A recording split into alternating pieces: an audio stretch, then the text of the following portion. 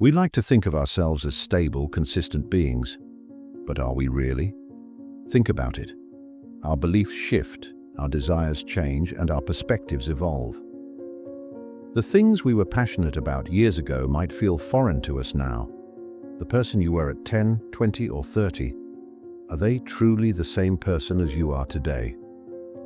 Neuroscience shows that our brains are constantly rewiring themselves. Every new experience, every conversation, every challenge we face shapes us in ways we may not even notice.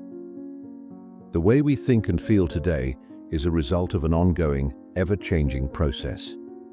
It's a bit like the ancient thought experiment known as the ship of Theseus. Imagine a ship where every plank, every nail, and every sail is slowly replaced over time. At what point does it stop being the original ship? If every single piece is different, is it still the same? Now apply that to yourself. If your thoughts, memories, and even your physical brain structure have changed over time, are you still the same person? Or is the self just an illusion, something we cling to despite the fact that we're always in flux? If who we are is constantly changing, then what keeps us feeling like the same person? For many, the answer is memory. Our identity seems to be built on the stories we tell ourselves, our past experiences, relationships, and key moments that shaped us. But here's the problem. Memories are unreliable. We think of them as a record of our lives, but research shows they change over time. Every time we recall a memory, we subtly alter it, sometimes distorting details or even inventing moments that never happened. Our past is not a fixed archive, it's a shifting narrative, rewritten every time we revisit it. This raises a deep existential question.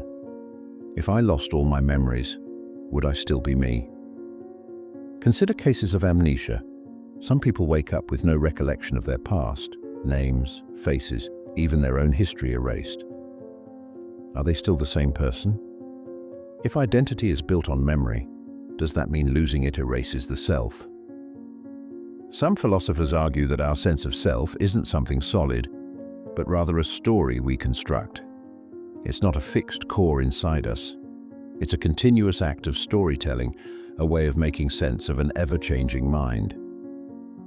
So if memory is unreliable and our sense of self is just a narrative, then what, if anything, makes us truly us? What truly defines us? Our mind or our body? It might seem obvious to say that our identity comes from the mind. After all, our thoughts, emotions, and memories are what make us us. But what happens when the mind starts to break down? Take dementia, for example. As brain functions deteriorate, memories fade, personalities shift, and even fundamental traits can change. A once loving parent might become unrecognizable to their own family. If so much of what made them them is gone, are they still the same person? Some philosophies, like materialism, argue that you are nothing more than the product of your neural processes. Your identity isn't some mystical soul or essence, it's just the pattern of electrical and chemical activity in your brain. When that pattern changes, so do you. But not everyone agrees. Some argue that identity isn't just in the brain, it's in the patterns of behavior and relationships we maintain. The way we interact with the world, the roles we play in other people's lives, these things might matter just as much as our internal thoughts. In other words, you are not just a brain in isolation. You are also defined by how you exist in the world, by the people who know you, the habits you've built, and the impact you've left behind. So even if your thoughts and memories change, does your identity persist through the connections you've made? Or is identity just a fleeting illusion, shifting as we do? What if the idea of a stable, unchanging self is just an illusion? Both Buddhism and modern neuroscience suggest that there is no fixed I within us, no permanent core that remains the same throughout life. Instead, what we call the self is just a process, an ongoing flow of thoughts, emotions, and experiences. Imagine a river. It's always moving, always changing, yet we still call it the same river.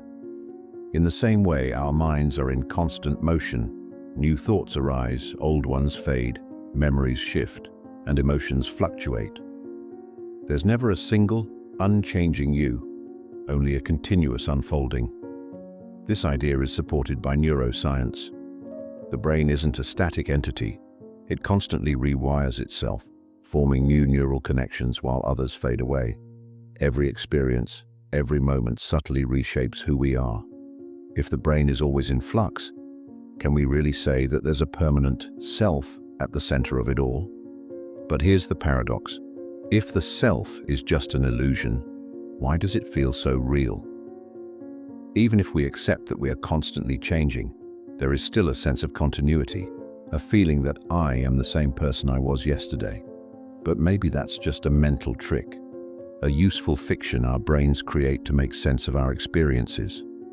So, if the self is just a process, does that mean there's nothing that truly defines us? Or is our identity found not in something fixed, but in the patterns, habits, and choices that emerge over time? What if the idea of a stable, unchanging self is just an illusion? Both Buddhism and modern neuroscience suggest that there is no fixed I within us, no permanent core that remains the same throughout life. Instead, what we call the self is just a process, an ongoing flow of thoughts, emotions, and experiences. Imagine a river.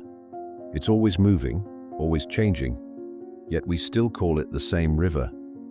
In the same way, our minds are in constant motion.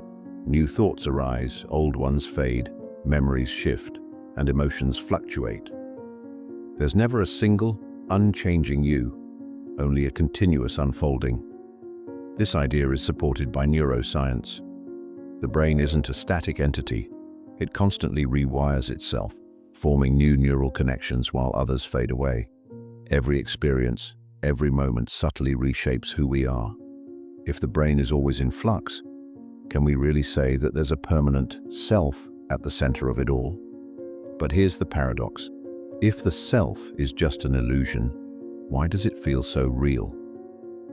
Even if we accept that we are constantly changing, there is still a sense of continuity, a feeling that I am the same person I was yesterday. But maybe that's just a mental trick, a useful fiction our brains create to make sense of our experiences. So, if the self is just a process, does that mean there's nothing that truly defines us? Or is our identity found not in something fixed, but in the patterns, habits, and choices that emerge over time? If everything about me changes, my thoughts, my memories, even my personality, why do I still feel like me? Even if we accept that the self is not a fixed entity, there's still a sense of continuity. The I that wakes up in the morning feels like the same I that went to sleep last night. So where does this feeling come from? One possibility is that identity is not a single thing, but rather a pattern, a combination of habits, behaviors, and self-recognition that persists over time. Even if individual parts of us change, the overall pattern might remain consistent enough to create the illusion of a stable self. Another perspective is that the self is a mental construct, a useful fiction our brains generate to make sense of our experiences. From an evolutionary standpoint, having a coherent sense of I helps us navigate the world, make decisions, and maintain social relationships. In this view, the self is less of a thing and more of a narrative, a constantly updated story that helps us function. But if the self is just a construct, does that make it any less real? After all, many aspects of human experience, love, meaning, purpose, are also constructed, yet they profoundly shape our lives. So maybe the question isn't whether the self is real or illusory, but rather whether it serves a purpose. If the feeling of self helps us create meaning, build relationships, and navigate existence, then perhaps its fluidity isn't a flaw, but a feature. After stripping away everything that changes, memories, emotions, beliefs, is there anything left that remains truly me?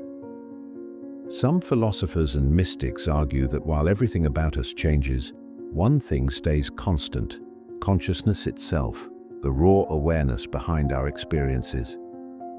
No matter what thoughts arise, no matter how our identities shift, there is always something observing it all. Think about this. If I pause for a moment and let go of all thoughts, emotions, and memories, what remains? There is still an awareness, a silent observer watching everything unfold. Some spiritual traditions, like Advaita Vedanta and Zen Buddhism, suggest that this pure awareness is the closest thing to a true self. It's not the content of the mind, but the space in which all thoughts and experiences appear. But not everyone agrees. Some argue that there is no true core, only an ongoing, ever-changing process. What we call me is just a convenient label for a collection of experiences, habits, and interactions that evolve over time. In this view, searching for a permanent self is like trying to find a fixed shape in a cloud. It's always shifting, always reforming. So which is it? Am I the observer behind it all? Or am I just a flow of experiences with no true center? Perhaps the answer is both. Maybe identity is like a dance, always moving, never fixed, yet still recognizable as something. Maybe we don't need a permanent self to exist. Maybe being in flux is what makes us who we are. And maybe, just maybe, the question isn't what we are, but how we choose to live in the ever-changing stream of existence. After all this, we're left with one final question. Are we searching for something that doesn't exist? The idea of a fixed, unchanging self is comforting. It gives us a sense of stability in an unpredictable world. But everything we've explored suggests that identity is not a thing, but a process, a constantly shifting narrative shaped by our experiences, memories, and relationships. Perhaps the only thing holding this story together is the illusion of continuity, the feeling that I today is the same as I yesterday. But is that really true? Or is identity just a mental shortcut, a way to make sense of the fact that we are never quite the same from one moment to the next? If the mind is always changing, then maybe I am not a fixed entity, but rather a constant act of becoming, not something that is, but something that is happening. And maybe that's not something to fear. Maybe instead of searching for a permanent self, we should embrace the fact that we are fluid, evolving, and unfinished. After all, if identity is a story, then we get to decide how to write it.